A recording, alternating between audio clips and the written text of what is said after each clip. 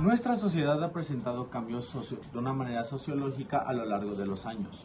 No podemos decir que nos comportamos realmente como las culturas que dejaron de existir hace muchos años, pero algo que es muy cierto es que realmente nos hemos visto influenciados por el comportamiento de estas culturas a través de nuestras actividades o acciones que tenemos hoy en día. El uso de los medios de comunicación para controlar de cierta manera a las masas o al público es uno de los puntos claves acerca de la teoría de la comunicación, el cómo esto puede llegar a ser posible y cómo realmente sacar el provecho necesario.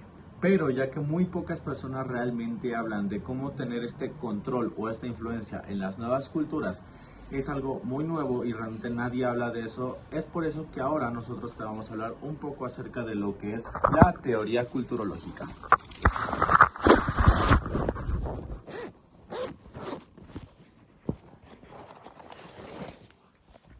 Asimismo, también es importante comprender y entender el contexto histórico que se vivía durante la época en la cual la teoría culturológica fue expuesta. Hay que entender esto debido a que es importante entender todos los acontecimientos que sucedían alrededor de esta teoría para así entender su origen y su explicación. Bueno, durante estos años los eventos más importantes que ocurrieron fueron la crisis de los misiles de Cuba, el asesinato de John F. Kennedy, también el movimiento hippie estaba en su apogeo, así como también la liberación femenina tuvo un impacto muy grande y una potencialización mayor. Bueno, el contexto histórico fue ese, es importante entenderlo para así entender la teoría culturológica y bueno, procedo a meterlos al refrigerador. Nos vemos.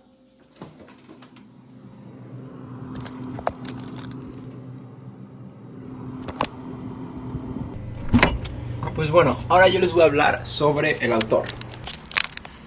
Edgar Morin fue un filósofo y antropólogo francés que dedicó su vida al estudio de diversos temas, entre ellos la mass media y cómo los medios de comunicación influían en la sociedad industrial. Mantuvo una estrecha relación con países latinoamericanos por los diferentes conflictos, revueltas que estaban viviendo en el tiempo en el que Edgar Morin estaba realizando su trabajo de reflexión, crítica e investigación. Vamos a la siguiente parte. Es considerado uno de los grandes pensadores de la era moderna, ya que colaboró en diversas publicaciones científicas y fue autor de más de 30 libros. También siempre tuvo una estrecha relación con el comunismo.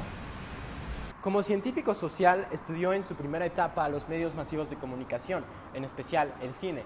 El resultado de su dedicación le permitió entender profundamente cómo es que funcionaban y cuáles eran las características de las sociedades del mundo occidental en la primera mitad del siglo XX.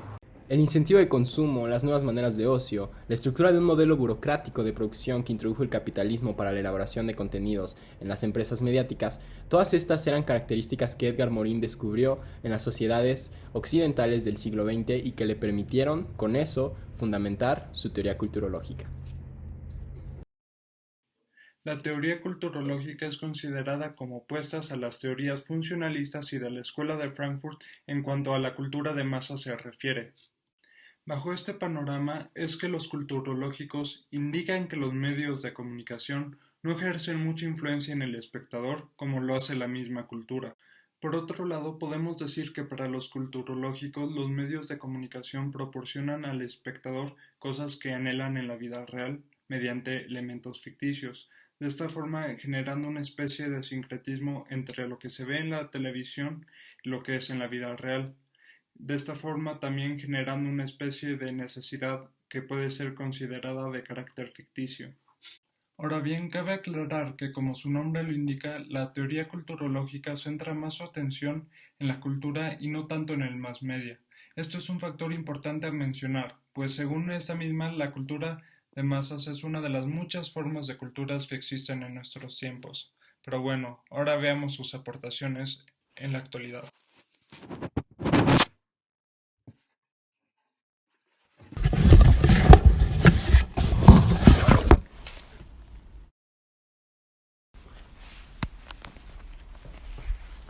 Sus principales aportes constan en comprender los procesos comunicativos como procesos culturales, no solo una aceptación antropológica, sino fundamentalmente como una producción e intercambio simbológico dentro de la sociedad. Sobre esto en particular, Mauro Wolff define los estudios culturales como una teoría mediológica, cuyo interés se centra en analizar una forma específica del proceso social, correspondiente a la atribución del sentido a la realidad. Además, plantea que los estudios culturales tienen como objetivo definir el estudio de la cultura propia de la sociedad contemporánea.